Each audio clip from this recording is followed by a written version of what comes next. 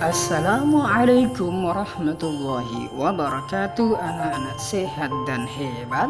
Jumpa lagi di channel MF TV. Kali ini kita akan belajar tema 7 subtema 3 pembelajaran yang kedua. Kami ingatkan bagi yang belum subscribe untuk klik tombol subscribe, like, dan nyalakan tombol loncengnya agar channel ini semakin berkembang. Bagaimana kabarnya hari ini anak-anak sekalian? Semoga tetap semangat, sehat, alhamdulillahirabbil alamin. Sebelumnya marilah kita berdoa bersama-sama. Semoga Allah memberikan kepada kita semua ilmu yang manfaat dan keselamatan dunia akhirat. Amin ya rabbal alamin. Pembelajaran yang kedua.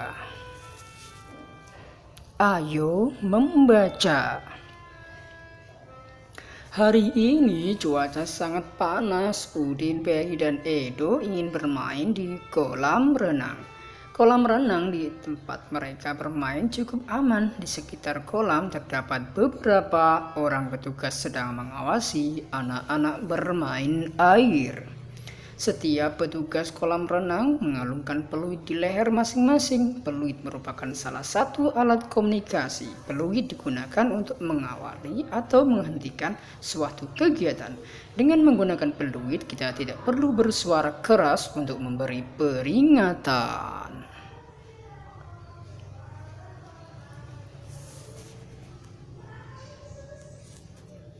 Anak-anak bisa mencoba membaca teks berikut. Di kolam renang, petugas kolam menggunakan peluit untuk memberi peringatan bahaya. Pemberian peringatan menggunakan peluit merupakan salah satu upaya untuk menjaga keselamatan di kolam renang.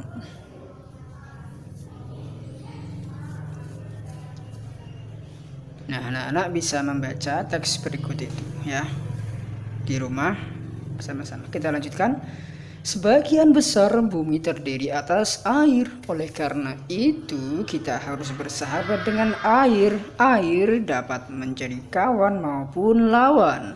Kita perlu memperhatikan keselamatan diri saat berada di dalam air.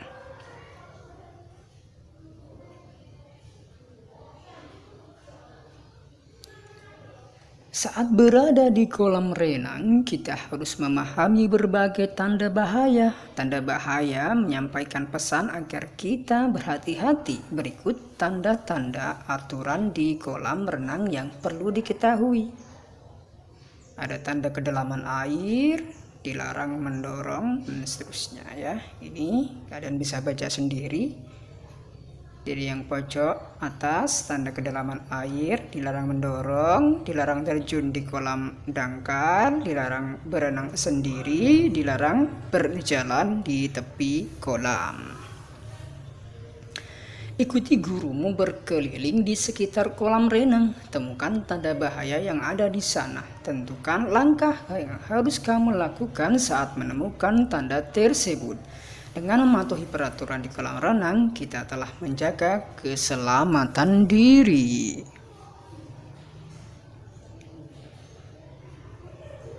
Anak-anak bisa membaca sendiri ya, berlatih membaca di rumah. Kita lanjutkan ke teks yang berikutnya. Bisa juga dibaca sendiri oleh anak-anak ya. Ini judulnya alat komunikasi tradisional dan modern. Manusia berkomunikasi dengan berbagai cara. Perkembangan teknologi komunikasi telah menghasilkan berbagai jenis alat komunikasi. Ada yang telah digunakan sejak lama maupun yang baru dikenal masyarakat. Nah, di situ ada gambarnya ya. Kita lanjutkan. Daun lontar, prasasti, dan gong merupakan alat komunikasi tradisional pada masa lalu. Selain itu, ada pula lonceng yang berfungsi sama dengan gong. Nah, ini berbicara tentang alat komunikasi tradisional. Kemudian pada masa berikutnya muncul telegraf dan pesawat telepon. Dengan adanya teknologi, telepon berkembang menjadi telepon genggam atau biasa disebut ponsel. Ponsel merupakan alat komunikasi modern yang terus mengalami pembaharuan. Nah, kita akan membagi dua, yaitu alat komunikasi tradisional dan alat komunikasi modern. Tadi sudah kalian baca yang termasuk alat komunikasi tradisional, ya, dan juga kalian sudah membaca yang termasuk alat komunikasi modern, ya. Yang tradisional ada daun lontar, prasasti, gong, dan lonceng. Kemudian yang modern, telegraf, pesawat telepon, dan ponsel atau ke telepon genggam. Baiklah, kita lanjutkan. Nah, ini perlu kita jawab bersama-sama. Alat komunikasi tradisional, ya, digunakan pada masa lalu. Nomor 1 jawabannya tradisional. Kemudian yang kedua, termasuk ke dalam alat komunikasi tradisional, ya, kentungan atau kendongan. Kemudian yang ketiga, lonceng dan apa anak-anak memiliki fungsi yang sama. Kira-kira ya, gong, ya. Lonceng dan gong memiliki fungsi yang sama. Kemudian yang nomor 4, telepon kini berkembang menjadi ponsel. Ponsel merupakan salah satu alat komunikasi modern.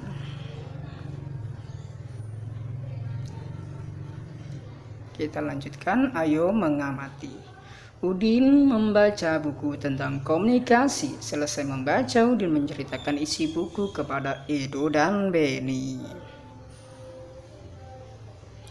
Setelah bercerita, mereka berdiskusi tentang isi buku. Diskusi adalah salah satu contoh bentuk komunikasi.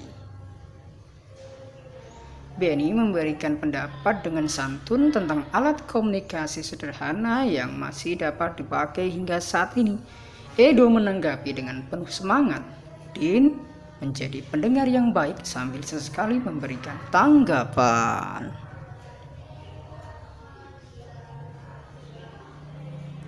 Gaya Udin, Benny, dan Edo saat melakukan diskusi berbeda-beda, namun mereka tetap dapat berdiskusi dengan baik. Hal tersebut terjadi karena sifat tiap orang pasti berbeda.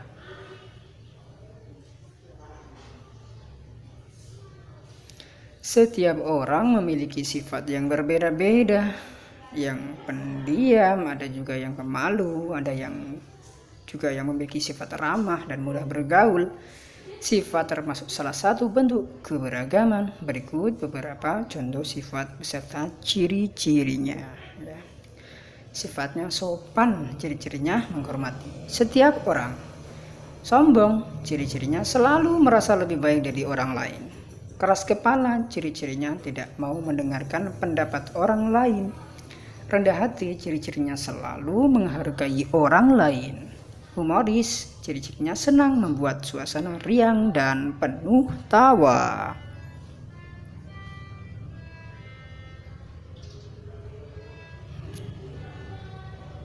Kita lanjutkan. Apakah perbedaan sifat pada individu dapat berpengaruh terhadap kegiatan komunikasi? Nah, ini nanti kita jawab bersama-sama. Aneka sifat dan kebiasaan teman-teman. Misalnya saja, ya, anak-anak, ini kita kerjakan bersama-sama.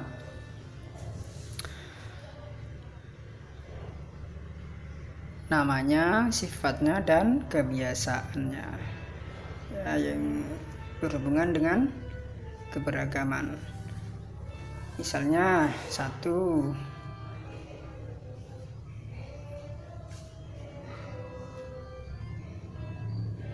kita beri nama siapa, ya, anak-anak? Nafil misalnya.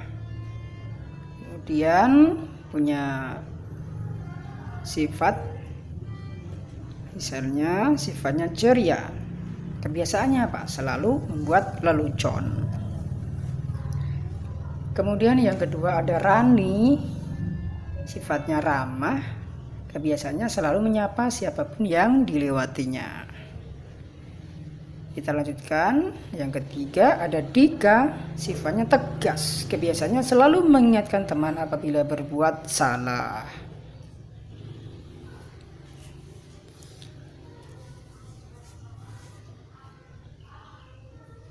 Selanjutnya yang nomor 4 ada Ainun, sifatnya pemalu. Kebiasaannya kadang suka menyendiri.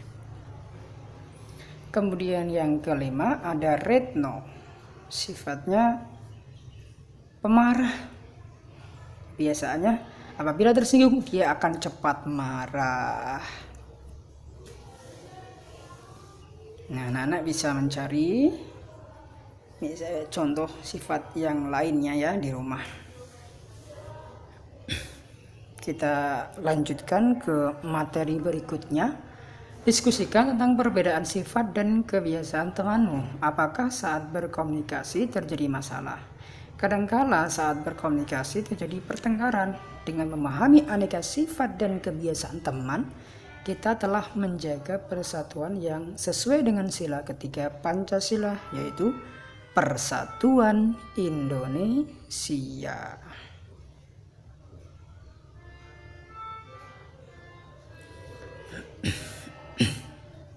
Kita lanjutkan ke materi berikutnya.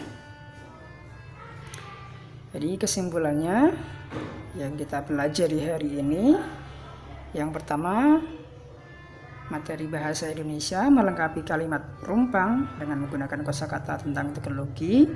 Kemudian PKN mengamati dan menemukan informasi tentang sifat dan kebiasaan teman. Dan yang terakhir PJOK mengidentifikasi simbol-simbol di kolam renang sebagai upaya menjaga keselamatan diri. Itulah yang kita pelajari pada pertemuan kali ini.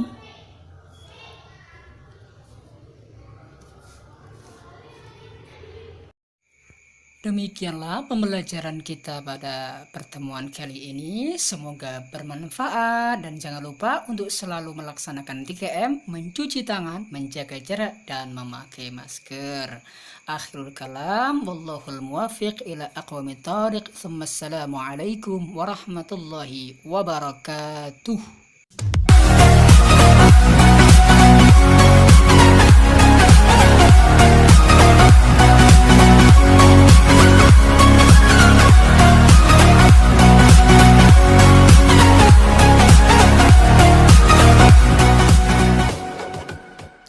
Ide pokok ada